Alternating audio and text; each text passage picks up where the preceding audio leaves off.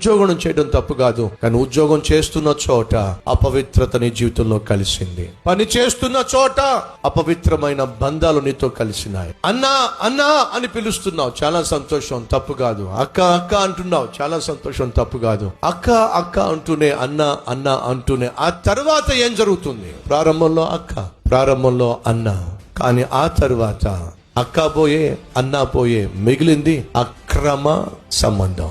అది తప్పు. ప్రారంభం బాగుంది నీ ఉద్యోగంలో, ప్రారంభం బాగుంది నీ వ్యాపారంలో, ప్రారంభం బాగుంది నీ స్నేహంలో, ప్రారంభం బాగుంది నీ బంధంలో, ప్రారంభం బాగుంది నీ పిలుపులో, ఆ పలుకులో, కానీ ఆ తరువాతే అపవిత్రత చోటు చేసుకుంది. ఆ తరువాతే అపవిత్రమైన ఆలోచనలు, అపవిత్రమైన కోరికలు, అపవిత్రమైన కార్యకలాపాలు నీ ప్రాసెస్ లో చోటు చేసుకున్నాయి. అది నిన్ను నాశనం చేస్తుంది. దాన్ని ఈ రోజు నువ్వు విడిచిపెట్టు.